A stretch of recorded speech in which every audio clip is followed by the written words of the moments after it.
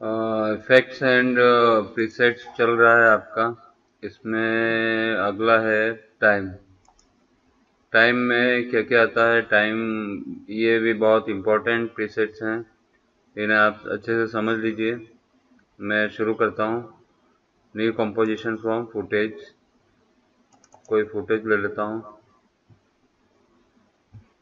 Footage कुछ इस प्रकार का है।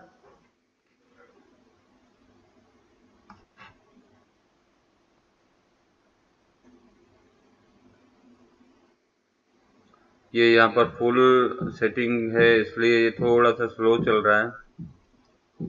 रियल टाइम प्ले नहीं हो रहा है ये, क्योंकि यहाँ पर फुल है। अगर मैं हाफ कर दूंगा तो रियल टाइम प्ले हो जाएगा, या फिर ये सारी जो लाइनें हैं बारीक बारीक की पूरी बार अगर ग्रीन हो जाती है तो ये प्रॉपर प्ले होगा। और ये ग्रीन तभी प्ले होगी जब हमारी रैम में इतनी जगह होगी कि हाँ इसको मेमोराइज कर ले।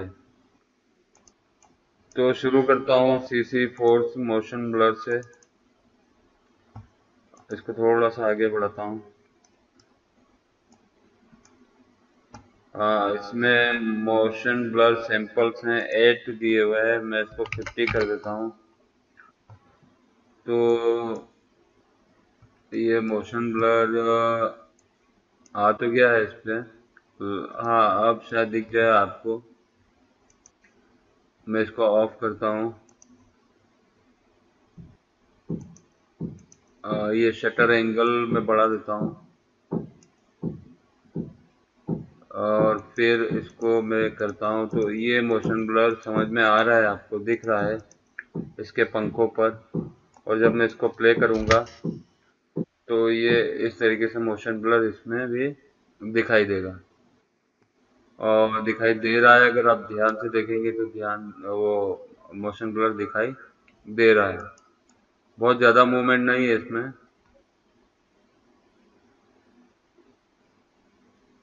इसके लिए तो इसके लिए मैं दूसरा फुटेज लोड करता हूँ, बराबर दिखने के लिए कि यही वाला ले लेता हूँ मैं। CC force motion blur. यहाँ पर शटर एंगल बढ़ा देता हूँ मैं, काफ़ी सारा बढ़ा दिया है। और ऑन ऑफ करके देखता हूँ तो आपको समझ में आ रहा होगा, ये सारे मोशन ब्लर यानी कि स्क्रीन कैमरे की तरफ आ रहे हैं ये सारी लाइनें। और यहाँ से सैंपल्स बढ़ाता हूँ, मैं 50 कर देता हूँ। और ये प्ले करता हूँ तो ये मोशन ब्लर दिखाई दे रहा है ये यहाँ पर और यहाँ पर। और ये ट्री के ऊपर जो भी मूव करता है ऑब्जेक्ट, वहां पर ये मोशन ब्लर दिखाई देता है। ऑब्जेक्ट होता है या कोई कैरेक्टर है जो भाग रहा है, वो मोशन ब्लर दिखाई देगा उसका, जैसे कि इसमें दिखाई दे रहा है। मैं इसको ऑफ करता हूँ या ऑन करता हूँ तो ये साफ इफेक्ट दिखाई दे रहा है इसमें। CC wide time, forward step और बैकवर्ड स्टेप। तो यहाँ से मैं 3 करता हूँ। तो फॉरवर्ड स्टेप्स यानी कि 3 स्टेप आगे की ये दिखा रहा है, मैं इसको 10 कर लेता हूँ। तो 10 स्टेप्स आगे की ये दिखा रहा है इसमें।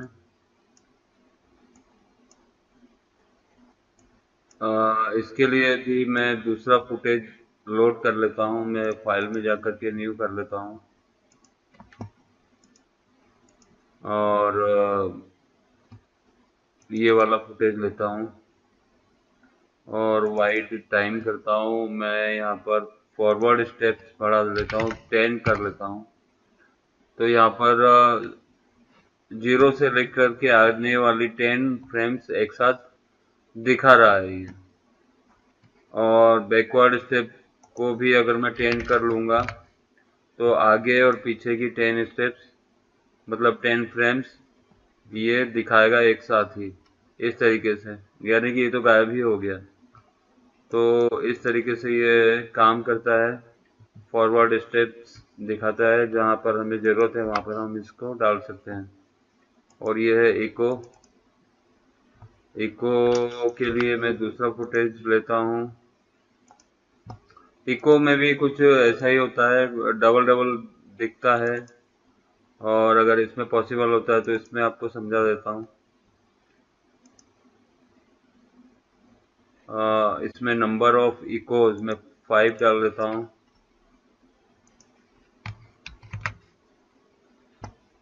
तो ब्राइटनेस ज़्यादा हो गई है इसकी। नेक्स्ट फ्रेम यहाँ पर दिखाई दे रहा है ये इको।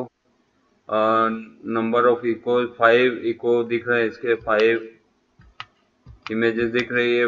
लाइट को भी कैच कर रहा है, लाइट को भी इको बना रहा है, इसके लिए यहाँ पर दिखाई नहीं दे रहा। अगर बैकग्राउंड हमारा प्योर ब्लैक है और थोड़ा सा ही उसमें कैरेक्टर दिख रहा है तो वहाँ पर ये अच्छे से शो करेगा। तो इको को मैं हटा देता हूँ। फुटेज हमारा यही है।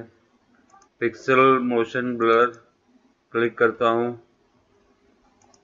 तो ये मोशन ब्लर का काम करता है। ये भी थोड़ा सा मैं पीछे लेता हूँ।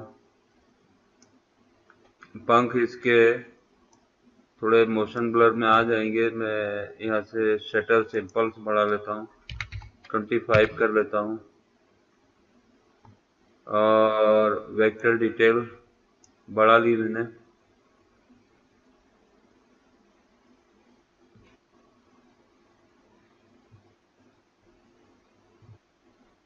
और पिक्सल मोशन ब्लर को ऑफ करता हूँ या ऑन करता हूँ तो ये हल्का सा इफेक्ट यहाँ पर दिखाई दे रहा है।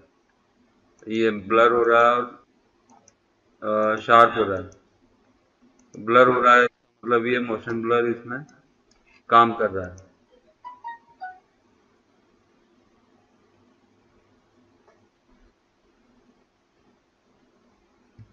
अभी लोड कर रहा है फ्रेम्स को।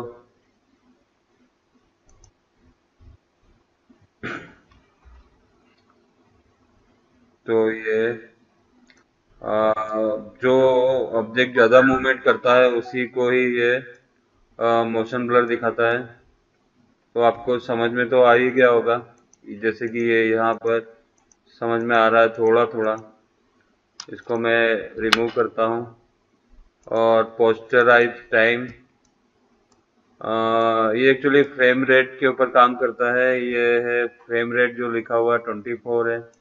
मैं यहाँ पर 3 करता हूँ और फिर प्ले करता हूँ तो 3 फ्रेम पर सेकेंड के हिसाब से ये वीडियो प्ले हो रहा है। 1 सेकेंड में ये 3 फ्रेम ही दिखा रहा है। और अगर मैं यहाँ पर थोड़ा सा बढ़ा लेता हूँ, 10 कर लेता हूँ, तो पहले से थोड़ा सा स्मूथ एनिमेशन दिखाई देगा। यानी कि 1 सेकेंड में 10 फ्रेम्स ये दिखा रहा है। और 1 सेकेंड में 1 फ्रेम्स में कर लेता हूँ तो कितना अंतर आ जाएगा। ये इस टाइप से ये दिखाएगा। 1 सेकेंड में 1 ही फ्रेम दिखा रहा है। तो ये इसका काम है। तो फ्रेम्स आप बढ़ा सकते हैं या कम कर सकते हैं। टाइम डिफरेंस इसमें ये टाइम ऑफसेट बढ़ा देता हूँ मैं, 20 कर देता हूँ। तो टाइम को ऑफसेट करता है ये। टाइम और बढ़ा देता हूँ और कॉन्ट्रास्ट और कर देता हूँ इस तरीके से। और यहाँ पर ये सिलेक्टेड होना चाहिए। और यहाँ पर प्ले करके देखता हूँ तो ये कुछ इस तरीके से ही काम करता है। टाइम डिफरेंस, टाइम ऑफसेट है ये, और बढ़ा देता हूँ मैं।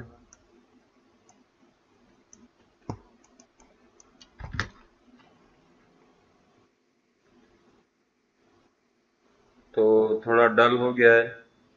और टाइम इसको मैं ऑन ऑफ करता हूँ तो इस तरीके से ये दिख रहा है, ज़्यादा कुछ काम का नहीं। ये कंट्रास्ट भी कंट्रोल कर सकते हैं, बाकी कुछ काम का नहीं है। टाइम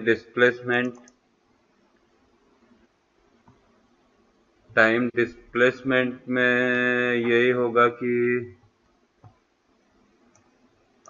ये ब्लैक एंड वाइट को रीड करता है, तो उसके हिसाब से डिस्प्लेसमेंट बढ़ा देता है। डिस्प्लेसमेंट मैप देखा था हमने, वो कलर के हिसाब से चलता था, ये भी कलर के हिसाब से ही चलता है। मैं इसमें एक न्यू सॉलिड ले लेता हूँ और इसमें रैंप डाल देता हूँ। ग्रेडियंट रैंप हो गया, और ये ब्लैक ऊपर है और वाइट नीचे। फिलहाल अभी इसी को ही देखता हूँ मैं। और यहाँ से मैं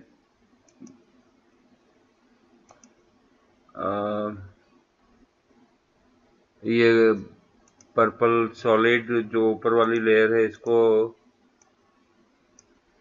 मैं अप्लाई कर देता हूँ वहाँ पर। और मैक्सिमम टाइम डिस्प्लेसमेंट है, इसको मैं 20 कर देता हूँ।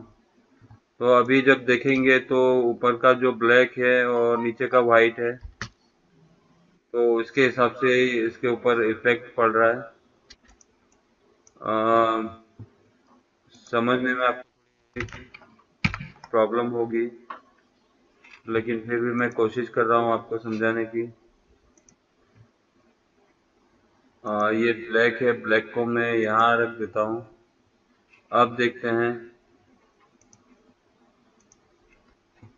कुछ यहाँ पर अलग होगा हिस्सा और ऊपर का हिस्सा कुछ अलग होगा। ऊपर का ब्लैक है और नीचे का वाइट है, तो उस हिसाब से ये काम करता है। और भी इसके कुछ वैल्यूज बढ़ा लेता हूँ मैं।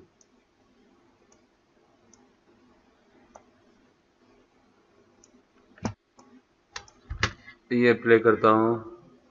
अगर जो रैंप वाला पोर्शन है वो एनिमेट कर देंगे तो ये बराबर दिखेगा। यहाँ पर ब्लैक कर दिया है मैंने,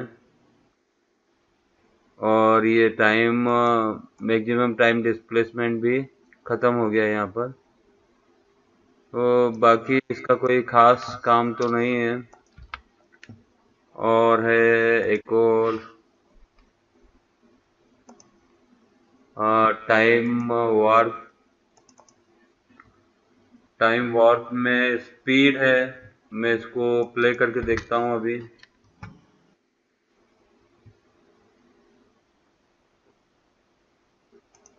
मैं इसको 50 तक के आसपास ही एन कर देता हूँ, अपना कॉम को छोटा कर लेता हूँ। और ये कुछ एनिमेशन, इसका फुटेज देख लीजिए किस हिसाब से प्ले हो रहा है ये। उसके बाद सेटिंग चेंज करेंगे तो मालूम पड़ेगा।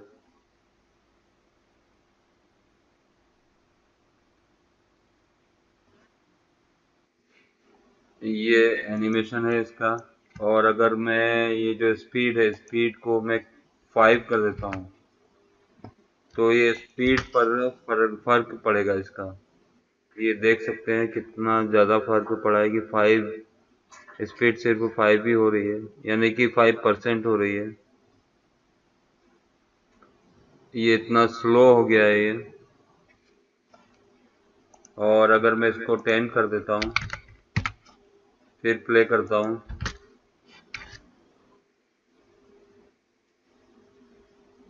तो थोड़ी सी स्पीड बढ़ गई है।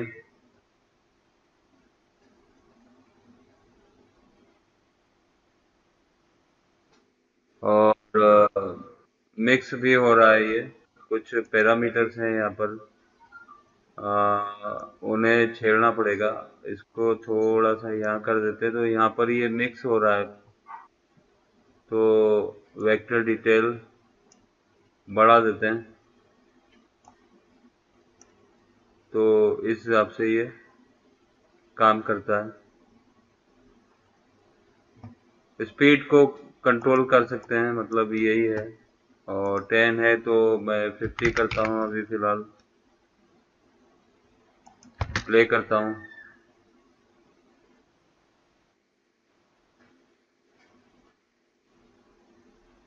यहाँ से वेक्टर डिटेल बढ़ा दी है मैंने और स्पीड 50 कर दी है। तो 50 यानी कि 50% ये दिखा रहा है स्पीड।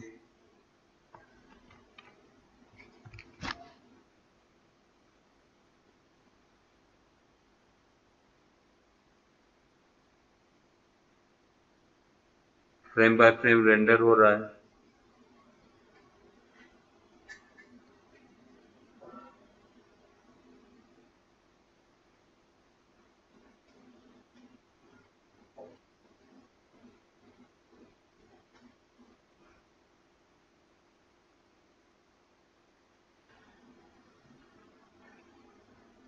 इतना टाइम लग रहा है इसमें, काफी टाइम लग रहा है।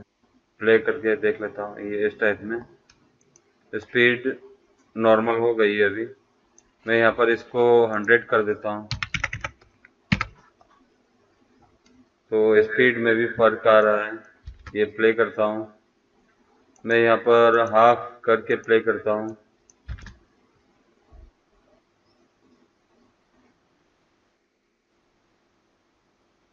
अभी आपका बहुत कुछ छूटा हुआ है। 3D लेयर भी आपका छूटा हुआ है, वो मुझे करवाना है। कैमरा छूटा हुआ है।